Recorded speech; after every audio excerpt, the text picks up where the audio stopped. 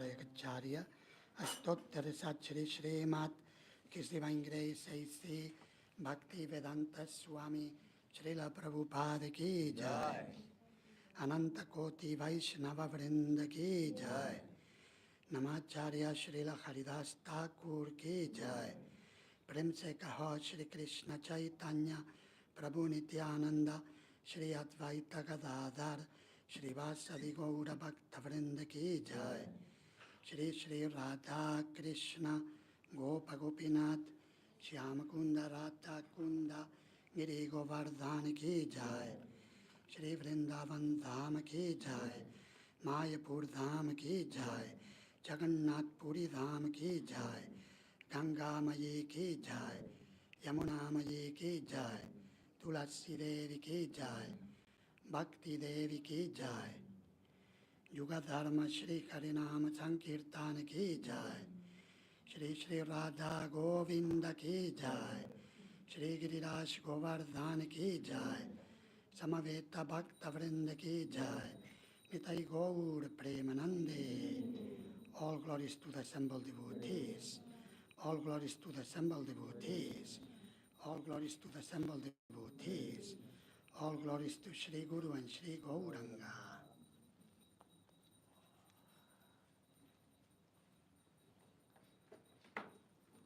Om Namo Bhagavate Vasudevaya.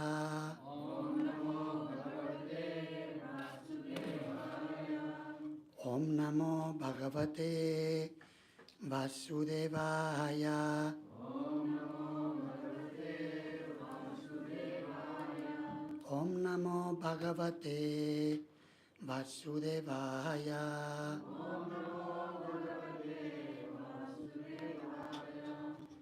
Narayanam Namaskritya Naram Chaiva Narottamam Devim Sarasvatim Vyasam Tato Chayam Mudirayet Nashta Prajeshu Apatreshu Nityam Bhagavata Sevaya Bhagavati Uttamashloke Bhaktir Bhavati Naistiki.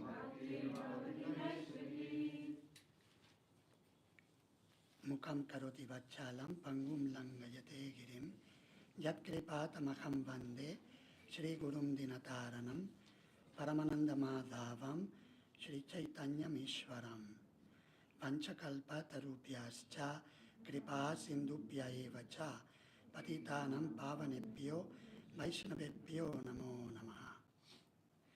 Hare Krishna, thank you very much for giving me this opportunity to speak about this important value, satisfaction.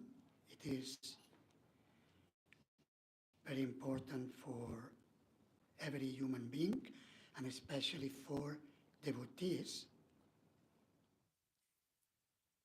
because it is a natural consequence of becoming Krishna conscious. When we become, the more Krishna conscious we become, the more satisfied we feel. And when we don't feel so satisfied, it is because there is still, to a greater or lesser degree, material conditioning. It is a very broad topic and can be discussed from different viewpoints, and the idea is to look at it from different perspectives. But I thought to start, as a good starting point will be reading from Sri Chaitanya Mahaprabhu's instructions to Srila Rupa Goswami, Rupa Shiksha, in Sri Chaitanya Charitamrita, Madhya Lila, chapter 19, text 149. It is a very famous verse. Many of you may know it and will be able to sing it.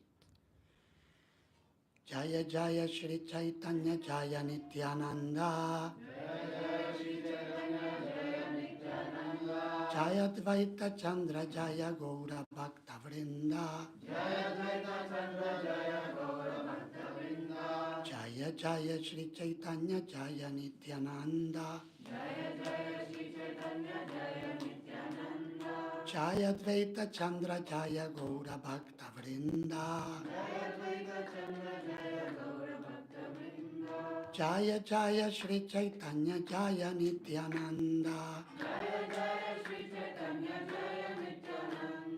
Jaya Dvaita Chandra Jaya Gaura Bhakta Vrinda.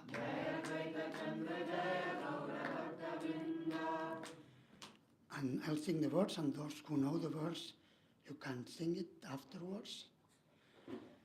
Krishna Bhakta Nishkama Atta Eva Shanta.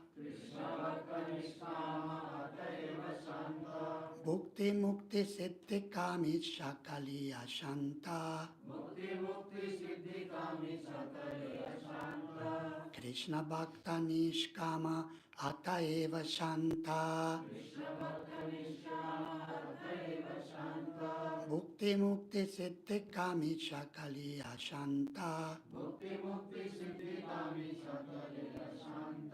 Krishna Bhakta Nishkama Hatha Eva Shanta. Bhukti Mukti Siddhi Kami Shakaliya Shanta.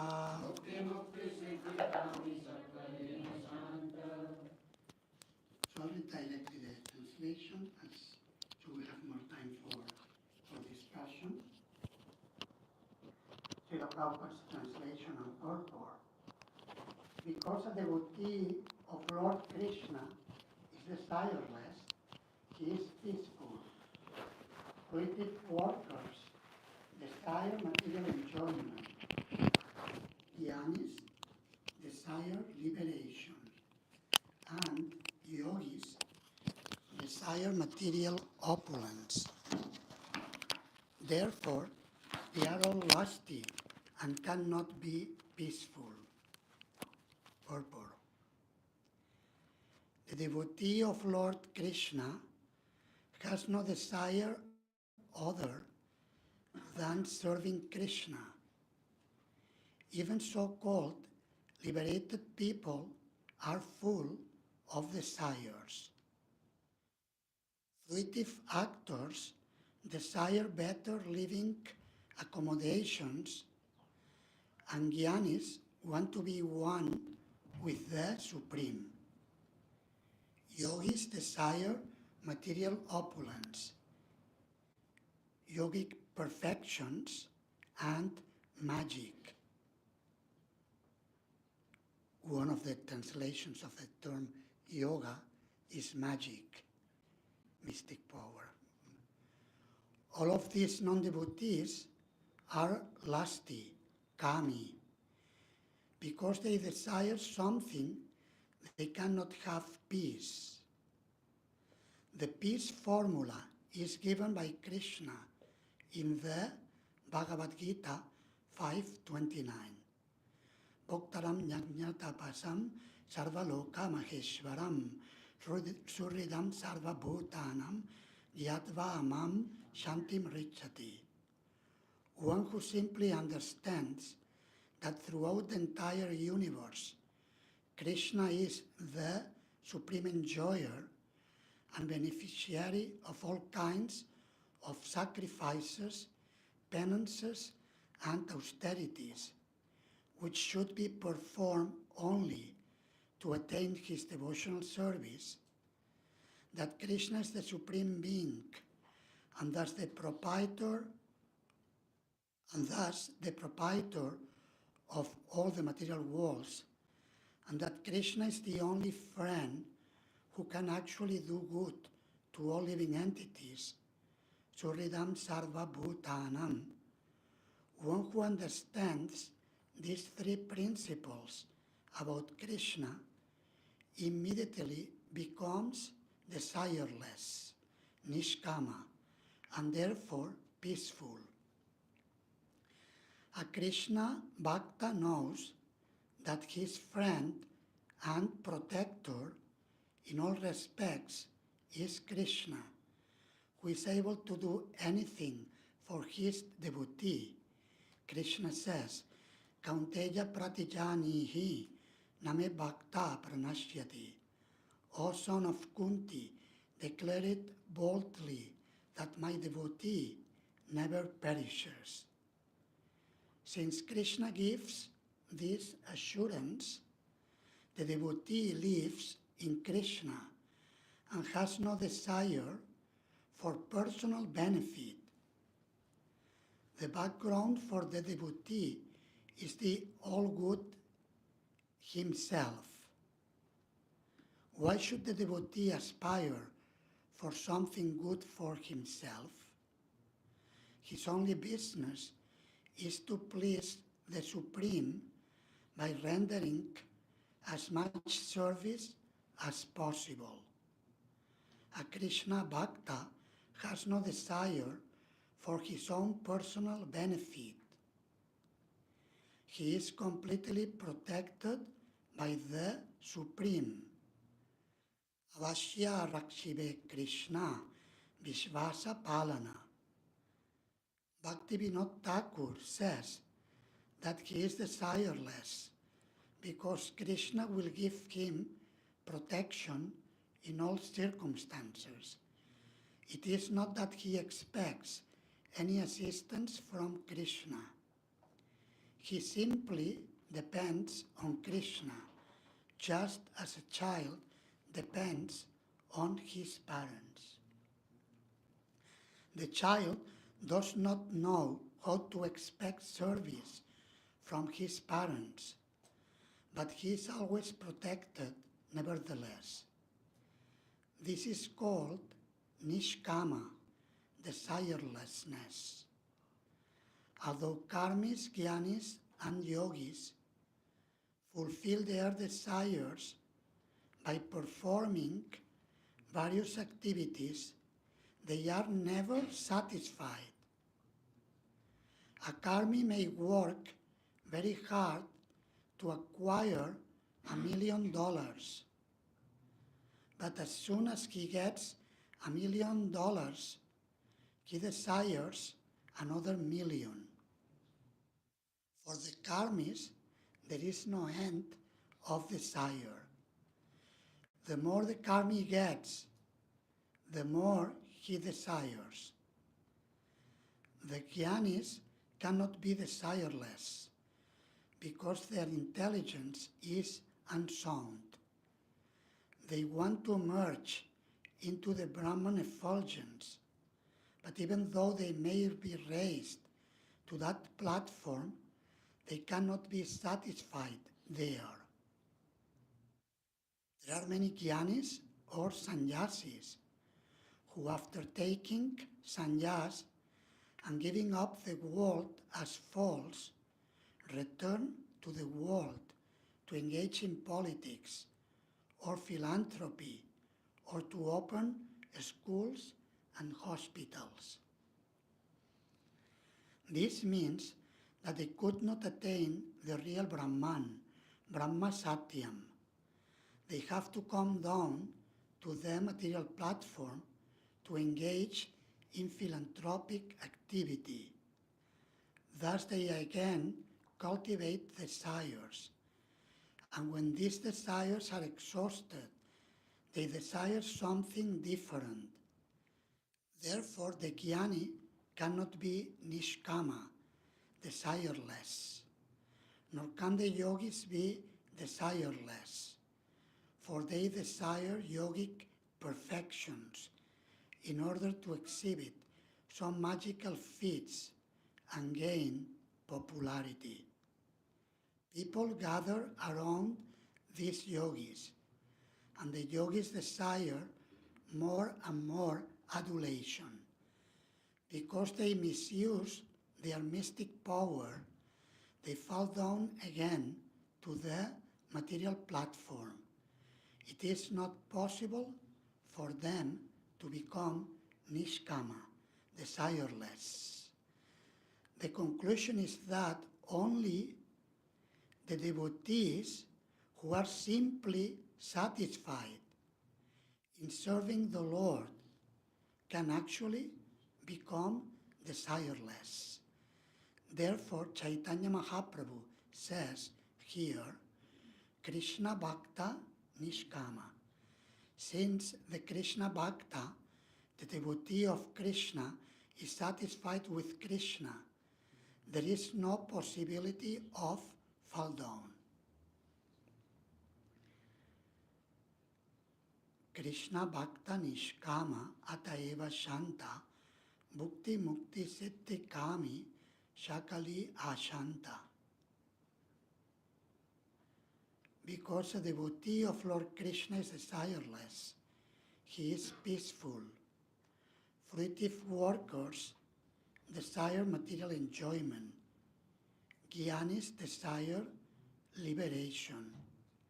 And yogis desire material opulence. Therefore, they are all lusty and cannot be peaceful.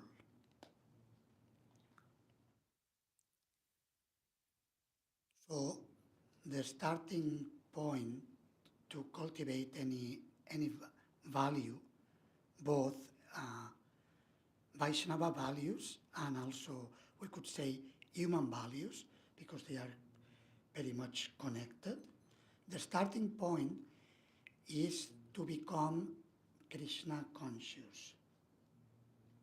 This is like we hear, Yashasti Bhakti Bhagavati Akinchana Sarvair Gunais Tatra Samasate Suraha Harav Abhaktasya Kuto Mahat Guna Manorate Nasati Davato Vahi. That it is natural that in the personality of a devotee, all the good qualities of the great sages and demigods develop in a natural way. Of course, the verse shouldn't be misunderstood. Srila Prabhupada emphasizes normally that by becoming good devotees, then the good qualities are developed.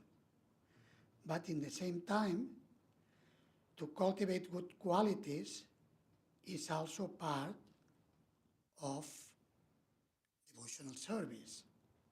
And therefore, I understand you're having these values classes, of course, because it is an educational institute, and education is about values. It is not about book knowledge.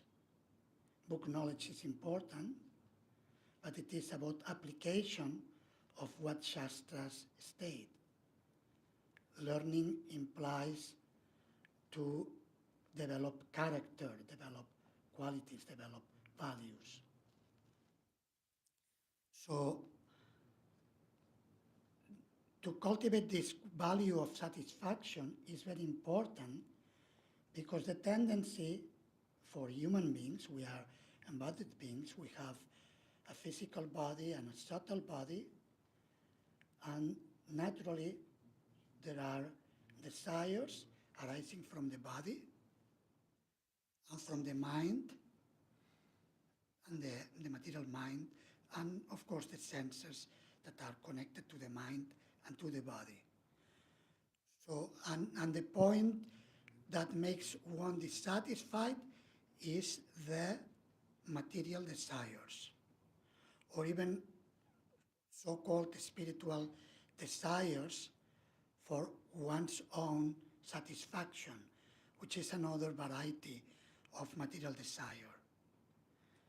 Like the Mayavadis who desire moksha kama, desire for liberation for one's own sake, is a selfish desire, and therefore could be qualified as a material desire, because it is based on my own satisfaction.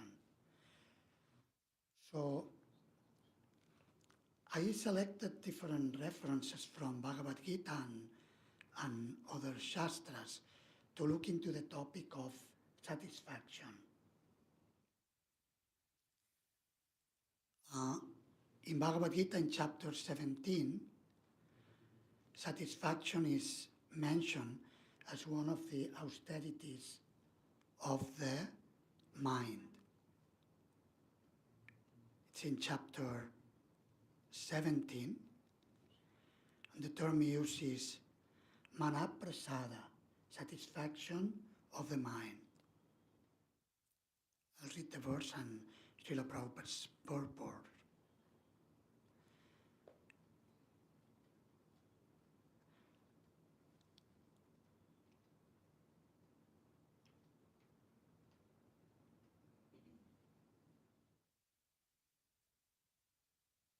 It's text 16. Manaprasada saumyatvam maunam atma vinigraha bhava samshuddhiriti etat tapo manasamuchyate. Srila Prabhupada's translation. And satisfaction is the first on the list. Simplicity, gravity, self-control, and purification of one's existence are the austerities of the mind. Srila Prabhupada's purport reads as follows. To make the mind austere is to detach it from sense gratification. It should be so trained that it can be always thinking of doing good for others. The best training for the mind is gravity in thought. One should not deviate from Krishna consciousness and must always avoid sense gratification. To purify one's nature is to become Krishna conscious. Satisfaction of the mind can be obtained only by taking the mind away from thoughts of sense enjoyment. So this is very important. When we're thinking of having our selfish enjoyment, gross or subtle, then we don't feel satisfied. That's the source of dissatisfaction. The more we think of sense enjoyment, the more the mind becomes dissatisfied. In the present age, we unnecessarily engage the mind in so many different ways for sense gratification, and so there is no possibility of the mind's becoming satisfied. I know we have all this. If we didn't have enough with the mind, now we have more devices for get distracted. If we don't use it properly, it's a problem, big problem.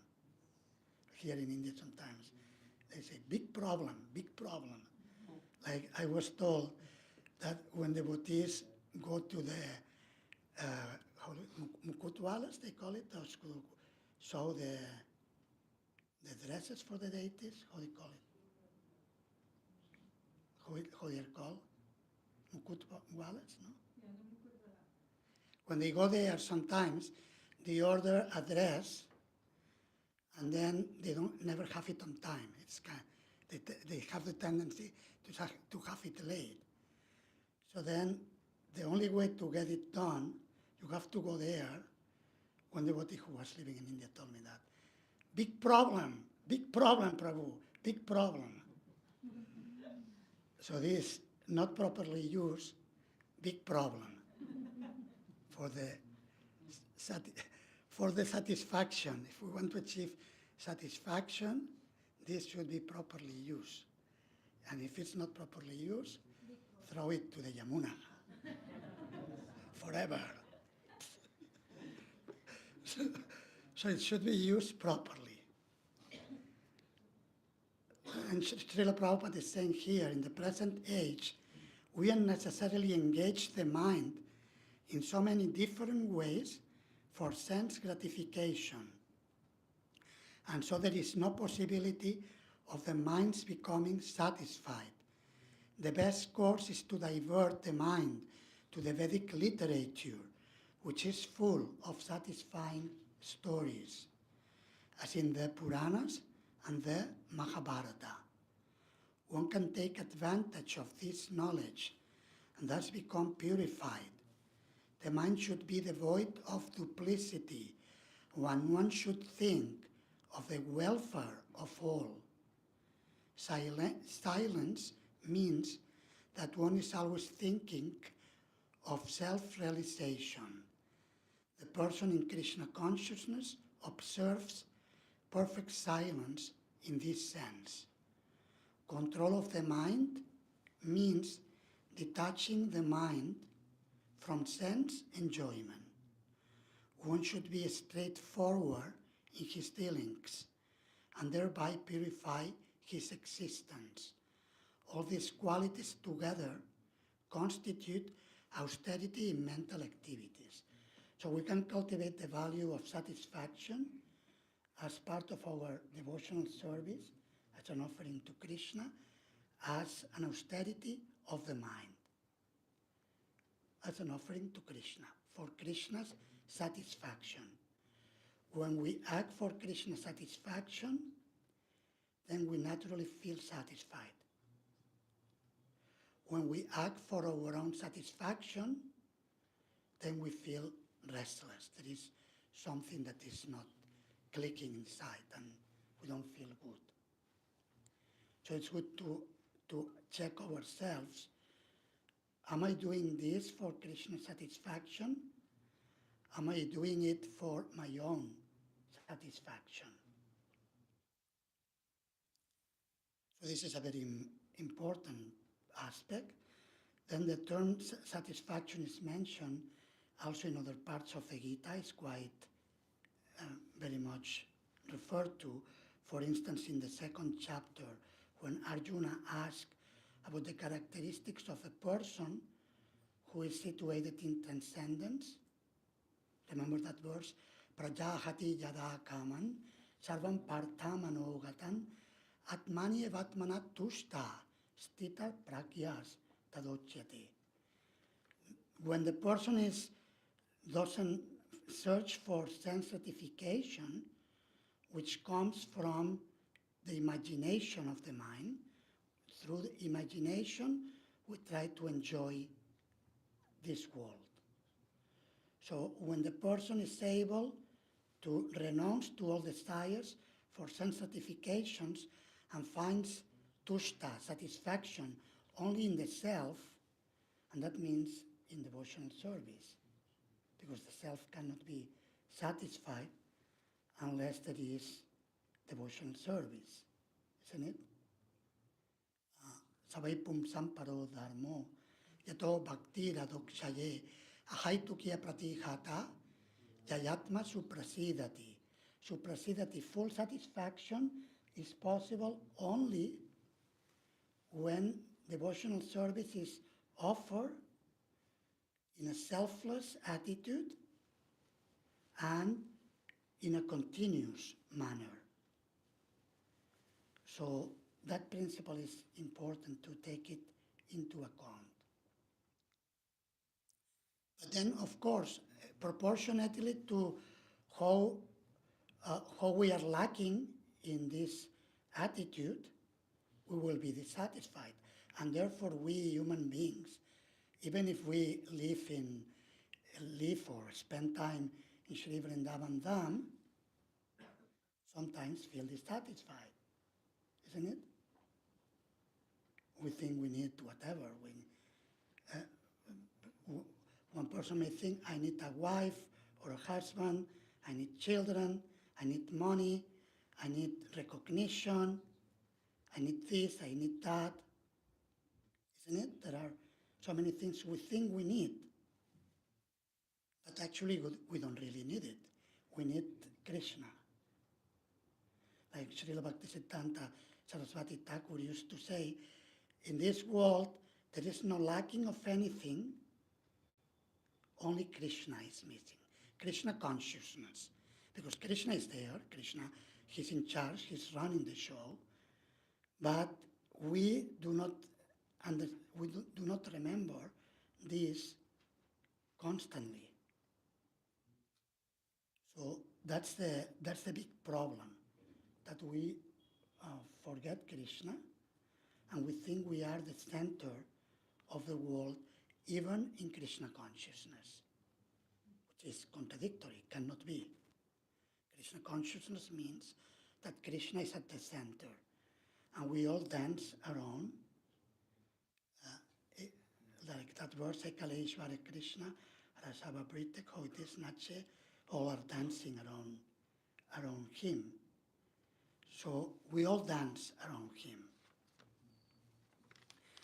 Also in chapter 12 of Bhagavad Gita, we find some important verses in the qualities of devotees. The quality of santushta is mentioned. Santushta satatam yogi, that a devotee should be satisfied.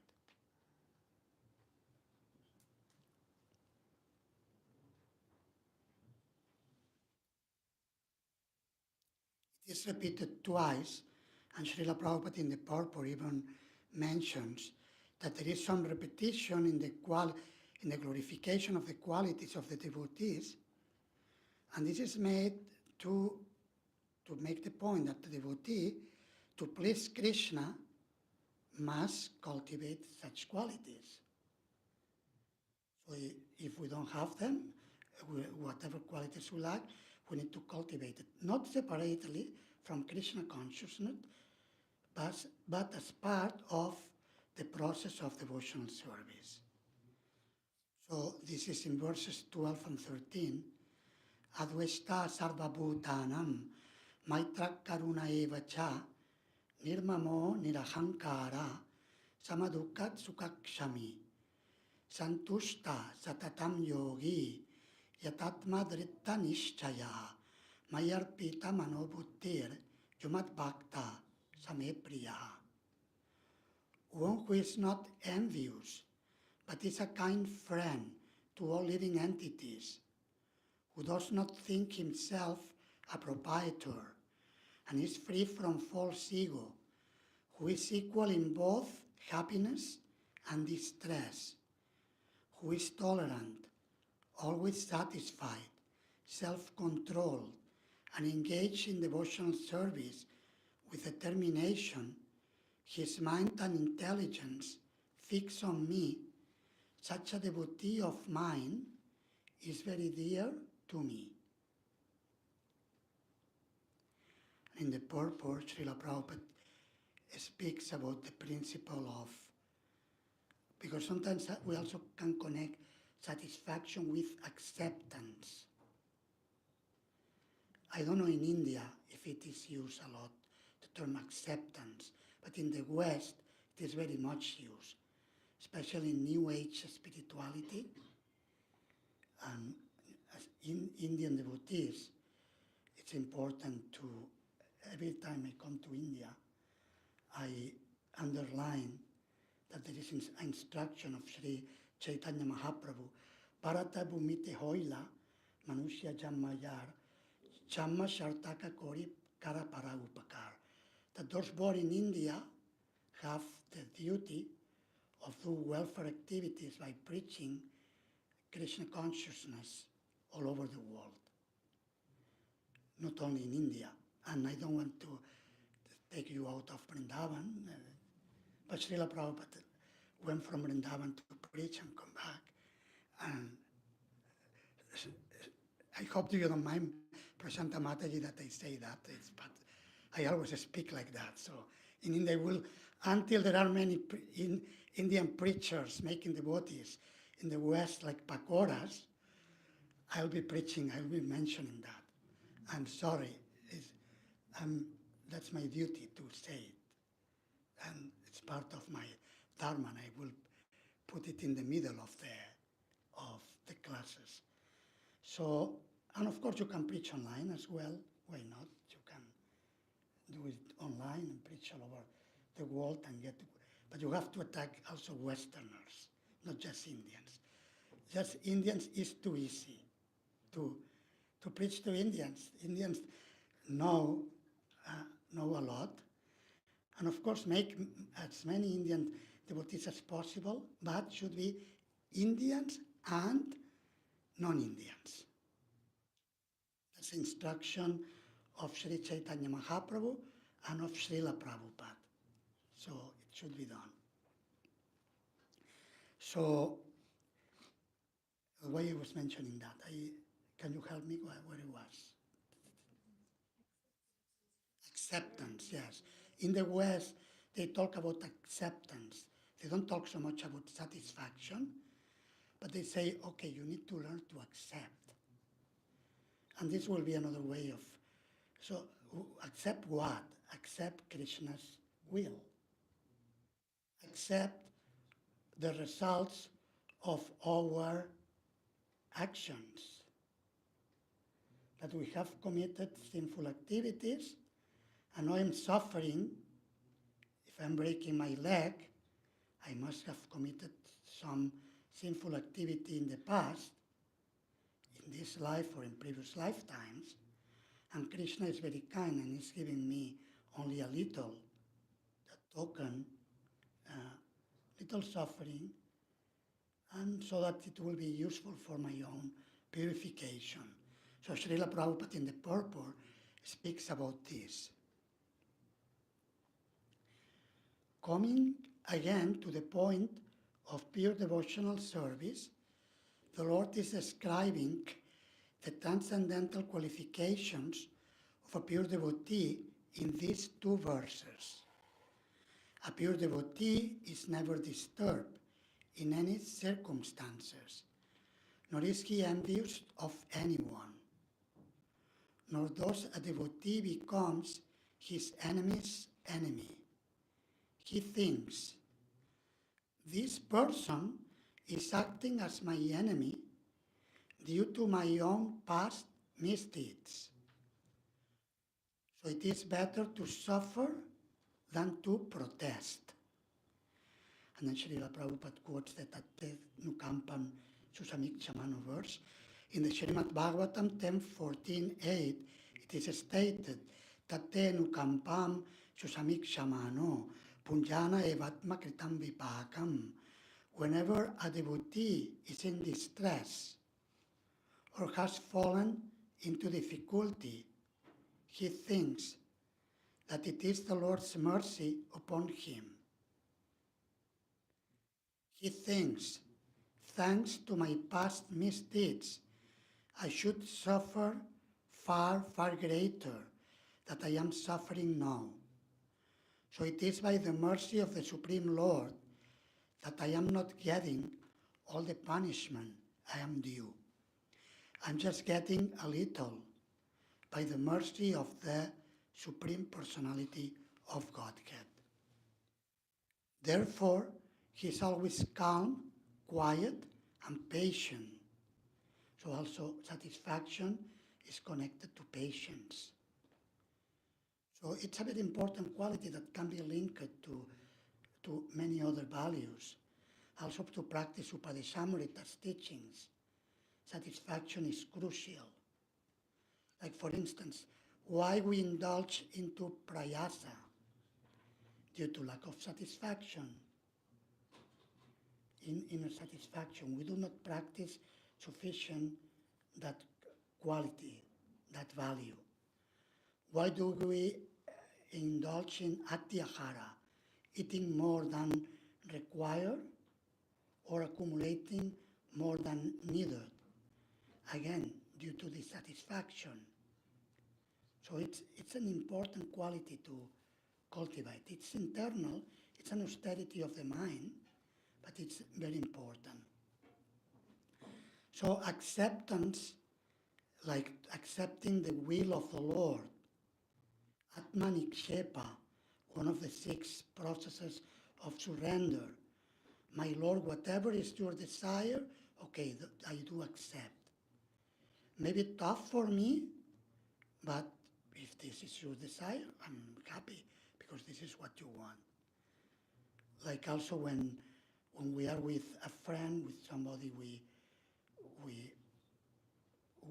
have affection for that devotee, we will say, no, you choose. Whatever you choose.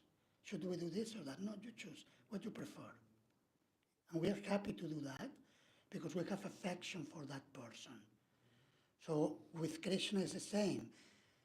Whatever Krishna wants, I may not understand immediately why he wants that, especially when troubles come in life, it becomes difficult to accept them.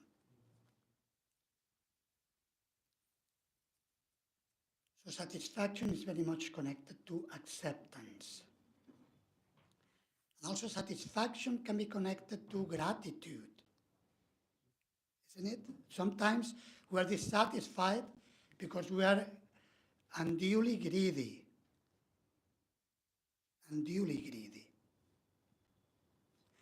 Like we are not grateful for whatever Krishna is giving us. And then Krishna says, why should I give to this ungrateful fellow? Give more. He or she is not acknowledging what I'm giving. I'm giving mercy and doesn't feel grateful for it. So gratitude is an important value connected to satisfaction. And these two values, they fit each other. Like when we were reading before about in one of Srila Prabhupada's purpose we read, the materialistic person wants more, gets $1 million and wants more. So a devotee is grateful for whatever he receives, and naturally Krishna gives more. We could say, okay, but then all this will tied with the Krishna Bhakti Rasa Bhavita verse, like Lauliam. We are meant to cultivate greed for devotional service. Like Srila Rupa Goswami says that pure devotional service in Krishna consciousness cannot be had even by pious activity in hundreds and thousands of lives. It can be attained only by paying one price, that is, intense greed to obtain it. One should purchase it if it's available anywhere. One should purchase it at any cost. So certainly that's there, that greed is required in devotional service to attain raga or affection for Krishna, but it is not what we are talking about. That's a transcendental platform. That type of dissatisfaction is actually dissatisfaction within the satisfaction of the soul. Like the sages of Naimisharanya state, Vayam tunavi tripyama utama shloka vikrame chachrimbatam rasakyanam svadu svadu pade pade. We are never tired, we always want more. But this wanting more is not wanting more out of dissatisfaction, as it happens in material consciousness. It is wanting more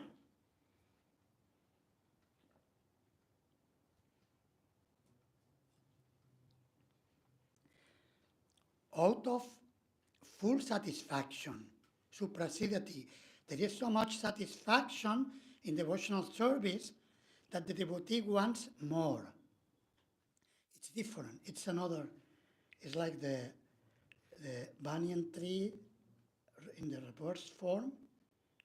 Remember in chapter 15 of Bhagavad Gita, the material world is compared to a banyan tree upside down, with the roots upwards and the branches downwards. So in the spiritual world, searching for more attachment, more affection, more love for Krishna is part of the satisfaction of the devotee in devotional service. Does that make sense, what I'm mentioning? So we should understand separately the dissatisfaction of a devotee searching for Krishna in Vrindavan as the Goswamis, He Radhe Vrajadevi Ke Chalalite Henanda Shuno Kutaha. Where is Krishna? Where are his associates? Where are the gopis? But in the heart there is full satisfaction, full happiness, searching for Krishna. And yet there is dissatisfaction. But it's not the value of satisfaction we are talking about. We are talking about the dissatisfaction of the mind when searches sense enjoyment or searches any type of selfish expression, even within Krishna consciousness or within the Krishna consciousness movement. So anyway, the topic is very broad. Maybe we can open it for questions or comments. We have half an hour, so we can have open discussion on this. Any questions you have? I took some more notes of, like, there could be issues of satisfaction in Varna, issues of satisfaction in ashrama, satisfaction in sadhana. So there could be some issues that we could explore. Why do not feel sometimes satisfied in these particular areas of our devotional service?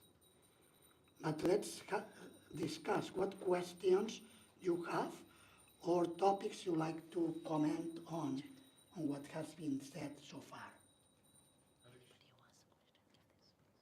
Okay, so first Mataji, and then I'll come to you.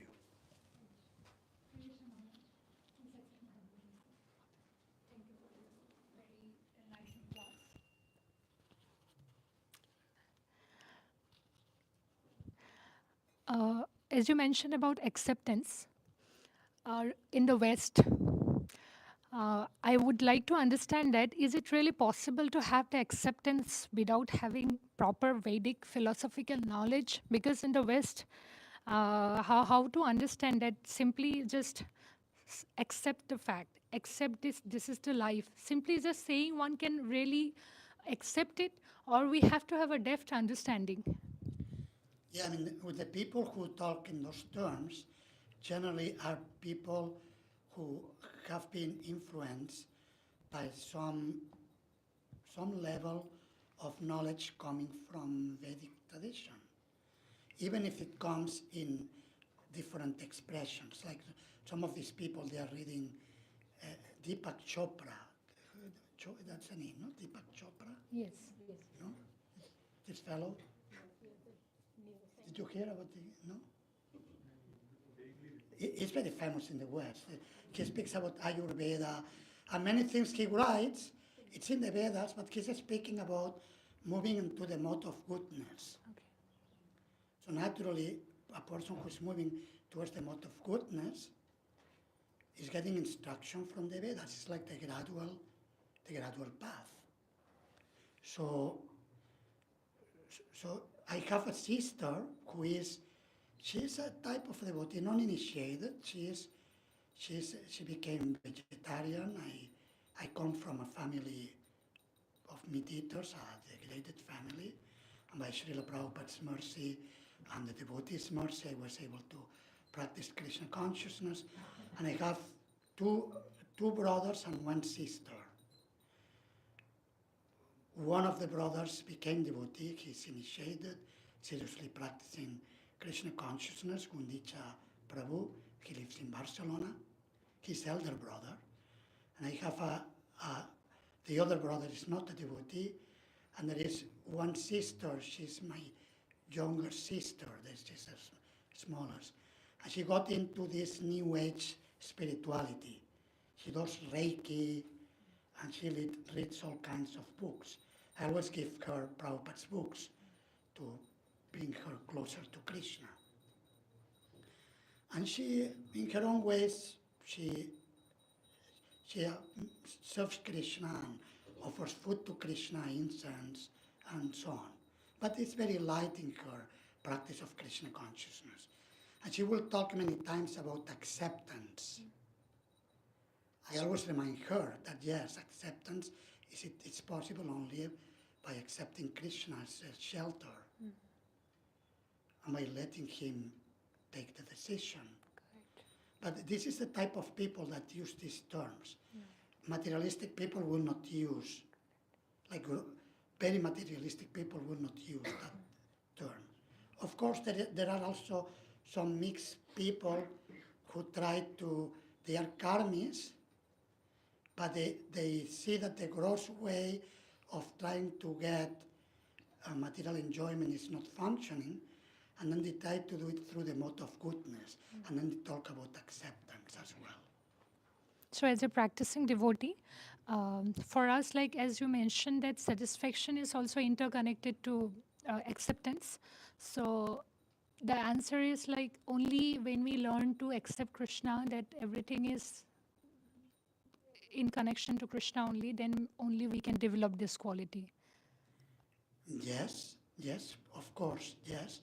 But in the same time, keep in mind that accepting Krishna means also to cultivate the qualities of service to Krishna. Correct. Otherwise, like Srila Bhaktivinoda Thakur explains in Harinama Chintamani, there is the constitutional, the Svarupa Lakshana, the constitutional quality of a devotee is Krishnaika Sharana, surrender to Krishna.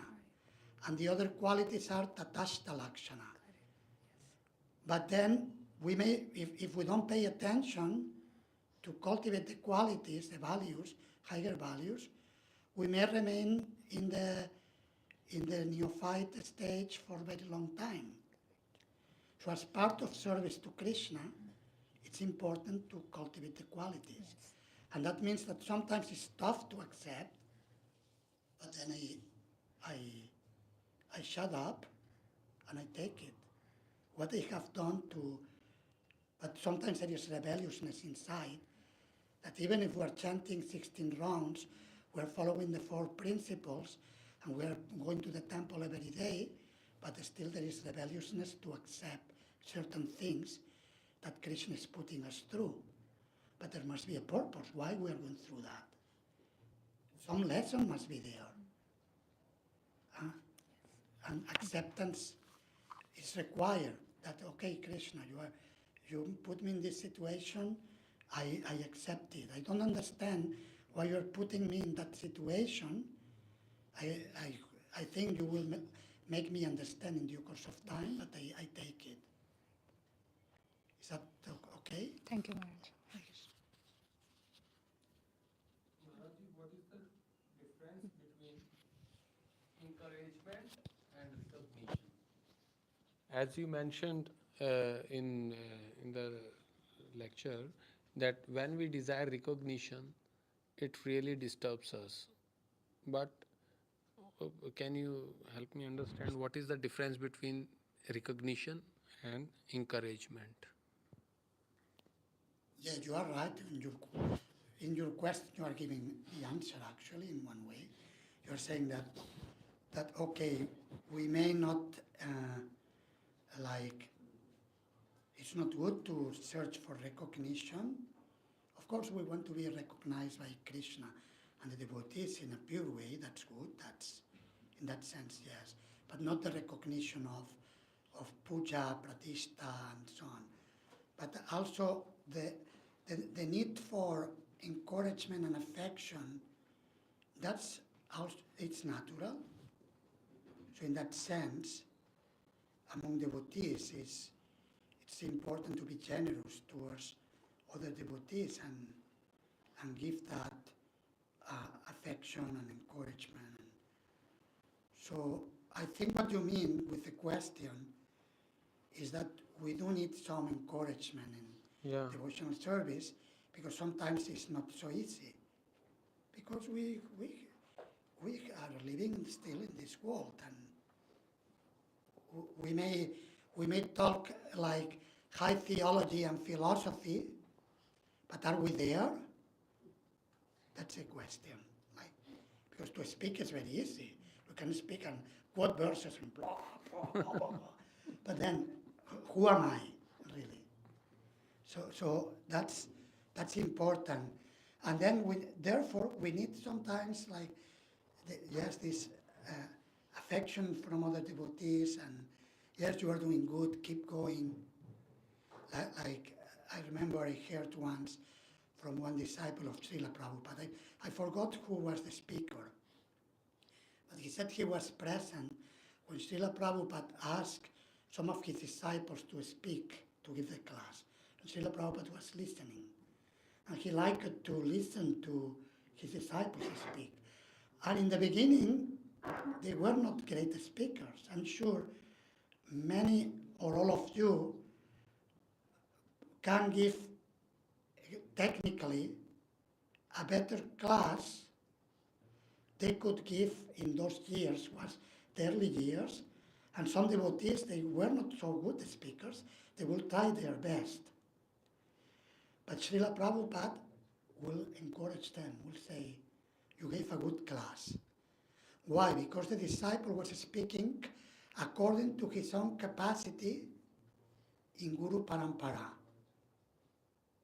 was doing his or her best in speaking.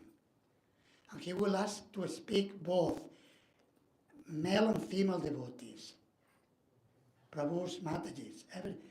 When sometimes he will ask Yamuna Devi Dasi, we have her Samadhi here, in front of sannyasis to speak to an educated group of lawyers, judges, and big people in India. So Srila Prabhupada wanted to show all my disciples, they're speaking, they're preaching Krishna consciousness. So Prabhupada will give encouragement to his disciples, and therefore many of them became so strong and so good, because they had the backing of Srila Prabhupada. So it's important that we help each other. We build Vaishnava community, Krishna conscious community, by supporting each other and giving encouragement, not putting others down. You must be satisfied, Prabhu, and no, the mood should be encouragement. But for ourselves, then we should see, okay, I'm doing this because I want to be recognized. I still want to be the center. So it's good we see it from both sides. I don't know if that is connected to... Yes, Maharaj. Thank you. Prashanta Mataji, you had raised your hand before. You wanted to comment or... Yes.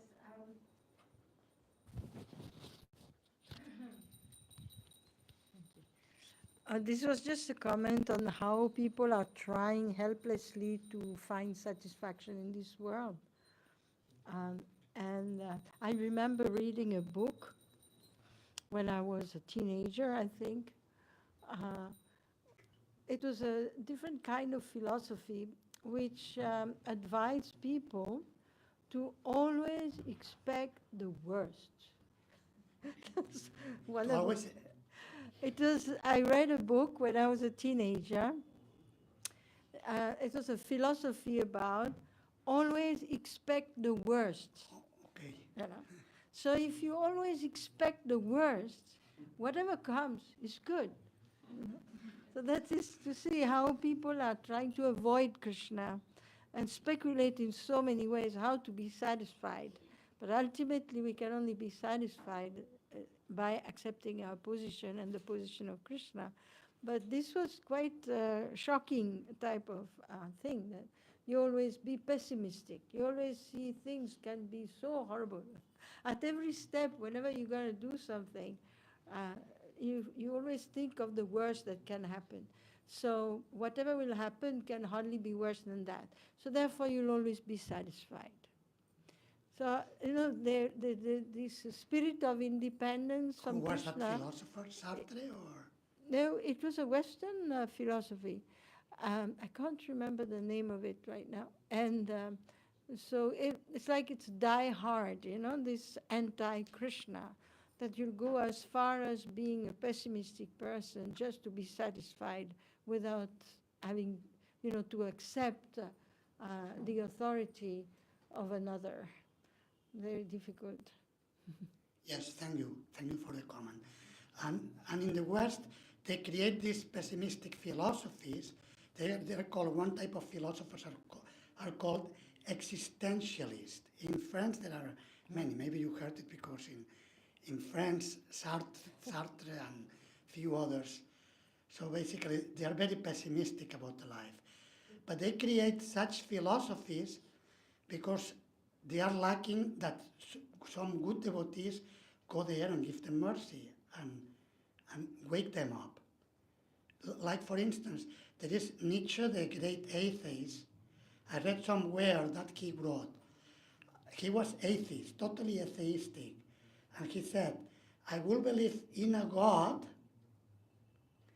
that will dance. So he didn't meet Krishna devotees who presented Krishna to him.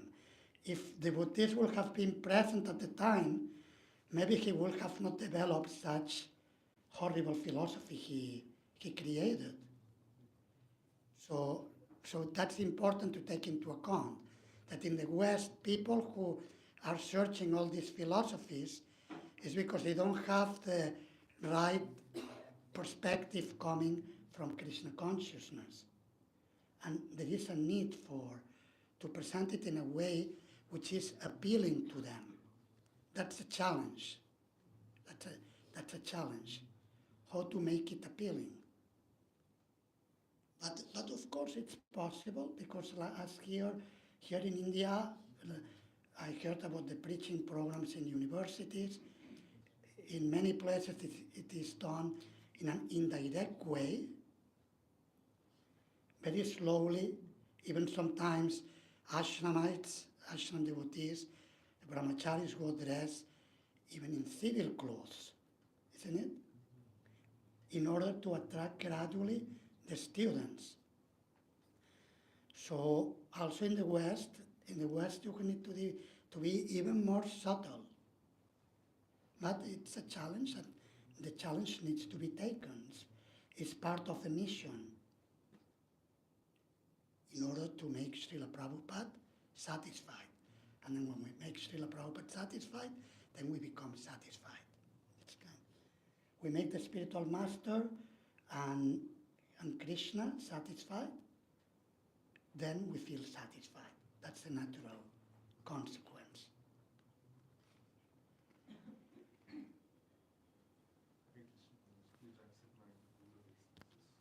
I have two questions. One is on this quality of satisfaction.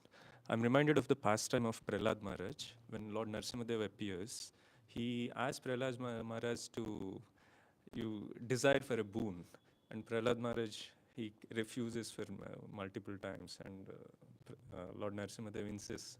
And at last, he seeks a boon. So this is one pastime. Whereas there was another pastime which I heard of. I don't remember the exact devotee. But upon seeing Lord Vishnu, he desires something which is, like, in one sense, we can call it as spiritual. So my question here is, we are seeing like Prahlad Maharaj was satisfied. He was not desiring for anything else, whereas this devotee. So the individual nature of the person does come into the picture when it comes to the quality of satisfaction, how much satisfied we are. So could you please comment on this? Yeah, that's good. Yes, that could be, like a devotee can ask for a spiritual desire, and this is ultimately inspired by Krishna.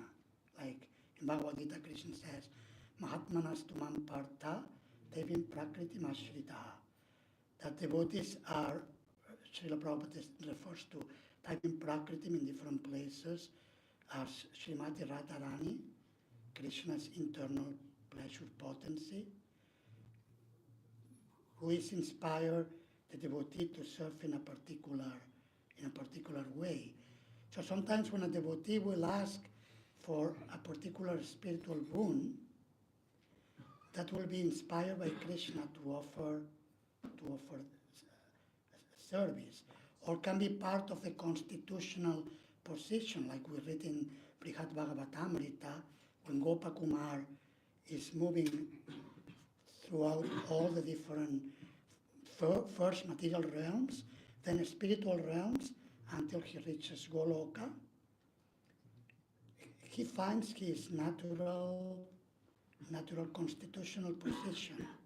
So in that sense, there was some type of something lacking, some type of dissatisfaction that devotee, in this case Gopakumar, had for the service of the Lord. That's also inspired by the Lord. Because ultimately he's the enjoyer. He's the Akila Rasamrita Murti. He's the enjoyer of all the rasas. And if a devotee has a particular approach in loving him, it's for the pleasure of Krishna. So, but it's different from the ordinary, like when we talk about the value of satisfaction, I understand we talk in the sense that in Bhagavad Gita, it is mentioned as one of the austerities of the mind, and learning how to become free from the material desires, and to become situated on the transcendental platform. But on the transcendental platform, everything is inspired by the Lord. So in that sense, it is fine. But certainly, yes, there is a scope for this type of dissatisfaction in the transcendental sense, that the devotee will ask for something to the Lord for his service. And Maharaj, the second question is, we hear about Vapu and Vani. So sometimes we see that devotees, when they get an opportunity to serve the spiritual master, there is some sense of a competitive attitude, like this, and which leads to sometimes like fighting among the devotees, that I get that someone takes the, like if someone is senior, they kind of like take the service more than giving it to the juniors. So then, so in this sense, I'm thinking of this quality of satisfaction. Like if someone is not getting an opportunity to serve the spiritual master or some senior devotees, then it's kind of like one feels some kind of lacking, which may not help in a spiritual advancement. So does one accept it as this kind of circumstances as Krishna's mercy, or how does one process and take this further? Because Vapu is also very important for it. Yes, so in case I want to offer more Vapu, but I'm not allowed by senior God brothers who, of course I always can ask, can express. So if I have a spiritual need, I always can respectfully express it, that I'm feeling this lacking. I feel it will. So that's okay to express it, and then if after I express it, it is not given, okay, then I need to wait a little longer. But Krishna is very kind. It's important to trust that Krishna will reciprocate with our spiritual desires as well. Sometimes may take some time, but it's.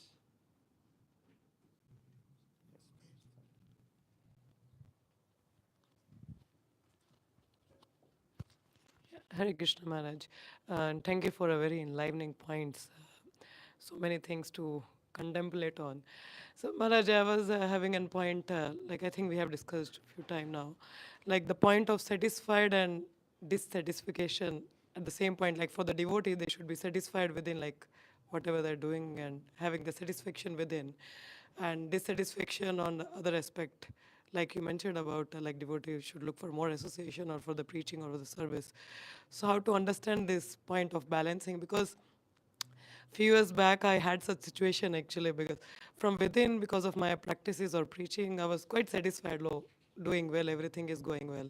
And when I heard like devotee should not be satisfied at any point of time, like on the preaching aspect, they should be looking for more and more. I was kind of a bewildered, like how to have that balance.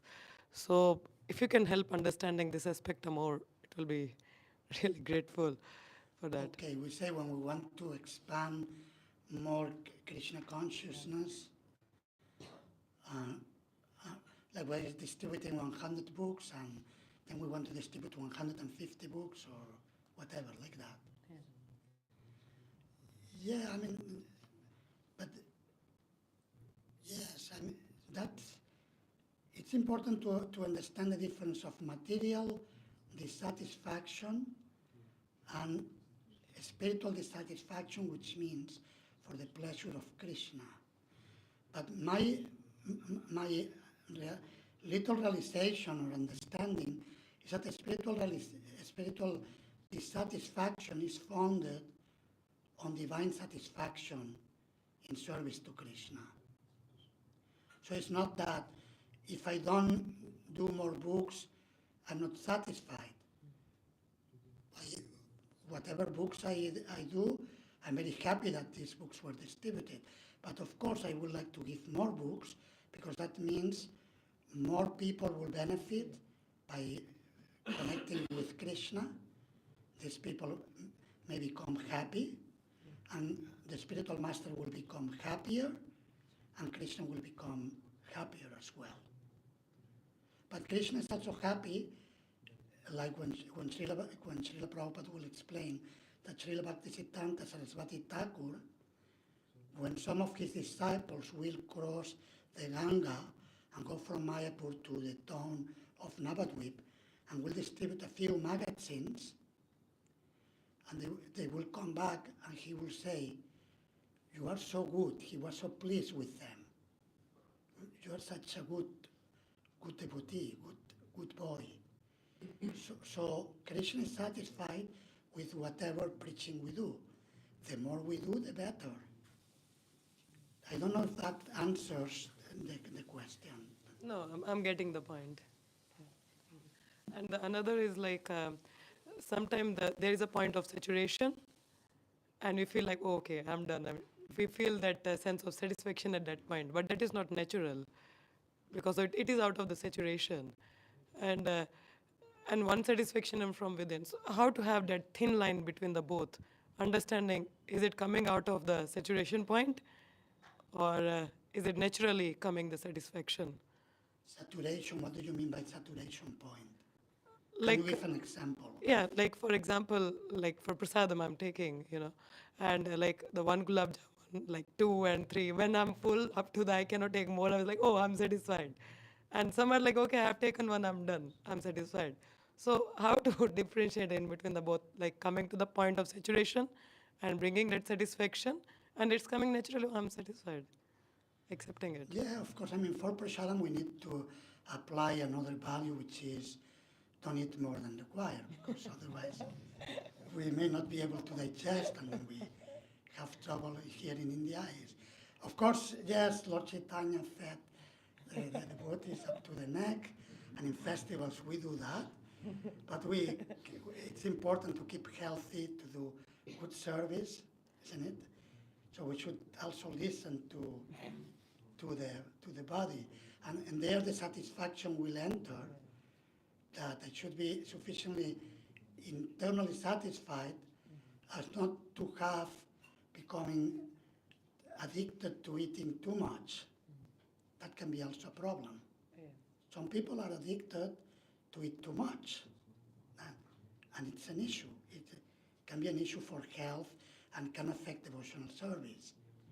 So it's important and too much and too little, that's up to each person. Doesn't mean that Srila Prabhupada said, eat whatever you can digest without difficulty.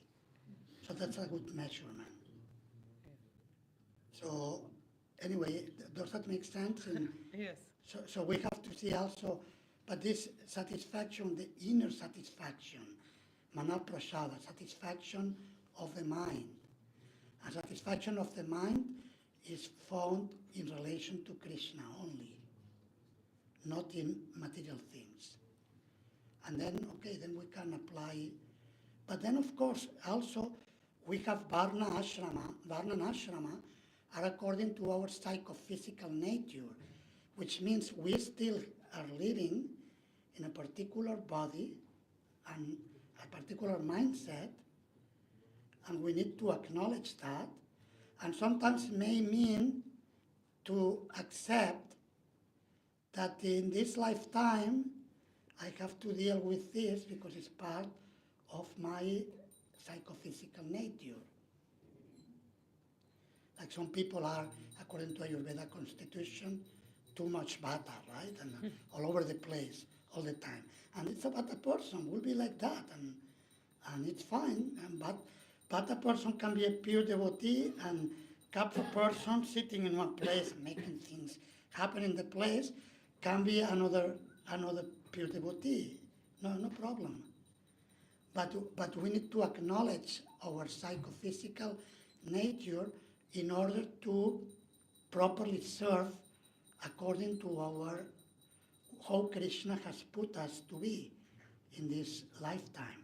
Like when Srila Prabhupada tells in some of his letters to his disciples, some of you who were discussing this in the Bhakti Vaibhava classes days back, some of you were Indians in a previous lifetime, and Krishna has sent you to the West, take birth in the West, in America, in Europe, to help the Krishna Consciousness movement. So all this is there, and we could say, yes, but taking birth in the West, it meant to get involved in mundane activities before becoming devotees, but Krishna had a plan with that.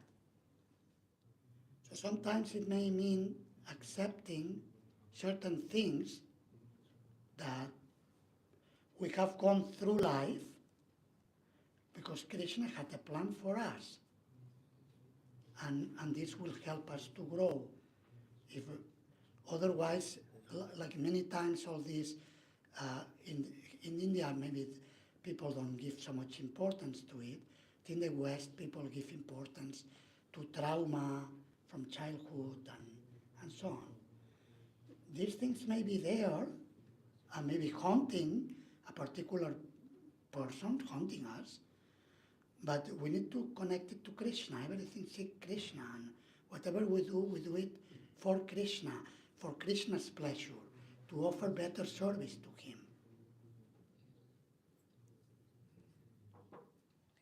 I just wanted to comment on this idea of saturation. That saturation is not satisfaction, it's tyaga, bhoga tyaga. Then you enjoy, and then, oh, you reject it. And this is this is how we live on the material platform. So it's not like it's that kind of saturation. It's just that you come to the point of you enjoy, and then tyaga. You turn to the other side. It's this duality of this world. It's nothing to do with satisfaction, because sense gratification never gives satisfaction. Very good point. Thank you. Prabhu?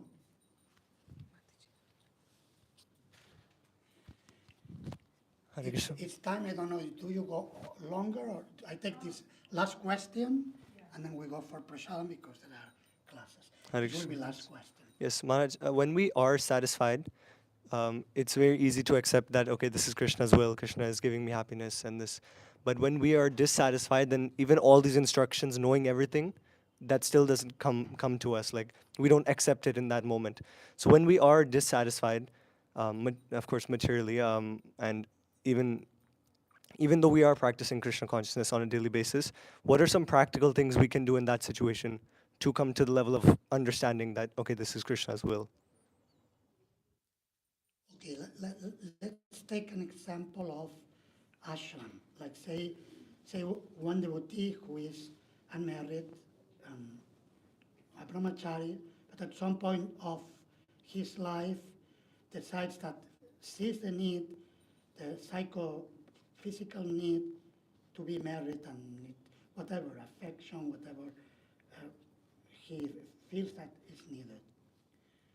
So then can discuss it with mentors, with a spiritual master. So it doesn't mean that we put it under the carpet and we pretend we are satisfied when we are not. We need to address it. Why I'm not satisfied? What is it doing? I need to deal with it. Otherwise, it's maybe a problem later on, which that's important. I don't know if that answers the question. Yes, so in that state, like, how do we address it? That's my question. How do we address that? And like, what practical things we can do? Like, okay, make our japa better, but anything specific we can do that in that situation to make us come to that realization that, okay, this is Krishna's will. To make us not satisfied, but at least recognize that what is happening is okay. Yeah, it's true that sometimes, like especially there is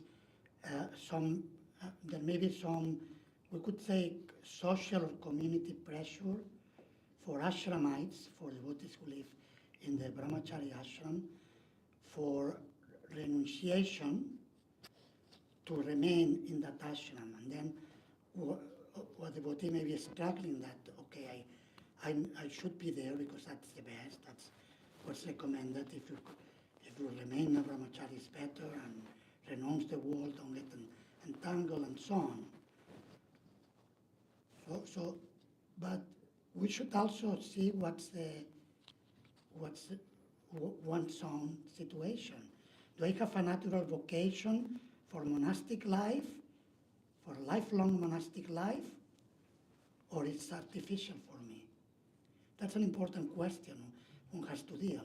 If the natural inclination is monastic life, great, go for it. And doesn't mean it will be easy, there will be challenges, and family life will not be easy either. Whatever path Srila Prabhupada says, it is certified, Mamupetya Punarjamma Tukkalayam Shashvatam. It is certified that there will be problems in the material world. So whatever path we choose, in ashrama or in type of service, there will be challenges. But then we have to see what is more natural for me.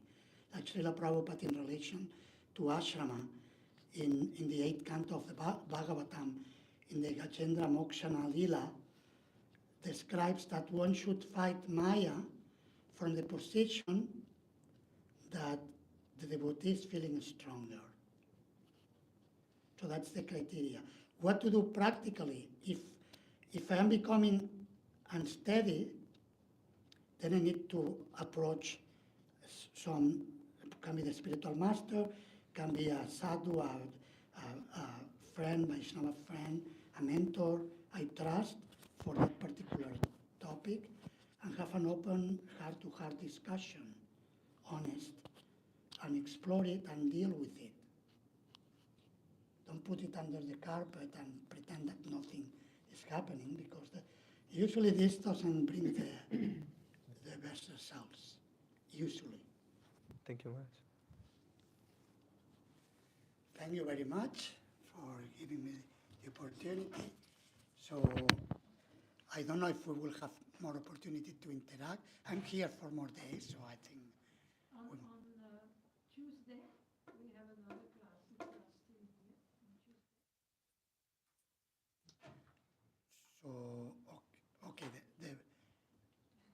On Tuesday itself, today's Friday, we have this program on Tuesday and Friday. So if you wish to discuss on this topic, on satisfaction, this topic or another topic. if you wish, we can have a second session on satisfaction. What number of days Tuesday? Is that first or? It's first or second? It's the second. Because the thing is that I meant to go for 2 days to Radha Kunda to meet Hanumat Preshak Maharaj. And I don't know if we will go, I think we will go early in the morning. Yeah.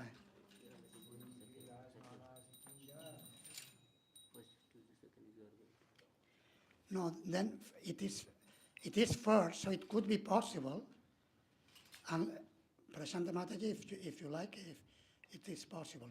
But if some other speaker is scheduled, I don't want to take the, I prefer to I'm happy to listen as well. So We will see how, we will see the updates. you are the boss, so Everybody knows there's no I am boss here. I am satisfied with whatever you decide. So it's santushta. So I can speak, I can listen, I can anything. So it's fine. Thank you. Hare Krishna. Yadunandana Maharaj ki jai. Prabhupada ki Jai. Thank you so much, Maharaj, for this nice journey. Actually, these classes were there, one after the next. They are always, what are they? Nectar. And I want to announce something today. That yesterday I got a communication from ISKCON Punjabi Bar in Delhi. And I always thought, we know that the VIHE, by the fact that we came first in 1987, so VIHE is naturally a pioneer. So Punjabi Bhag Temple has a batch of, I think, Vaibhav students, and they wrote to me how to integrate value classes in their program. And they want to connect with us and connect with our teachers so that they can integrate value classes. So this is another thing that we would love to spread all over the world, is the value classes, so that the devotees can cultivate, internally this mood of being a devotee, because this is so essential. In the 12th chapter, which is like the conclusion of the 6 chapters on bhakti, Krishna says very clearly who becomes dear to him, and that's one who has acquired these beautiful qualities based on the fact that he has become a devotee of Krishna. So I was very, very excited to see that it is catching on. The fire is catching. So, Haribol.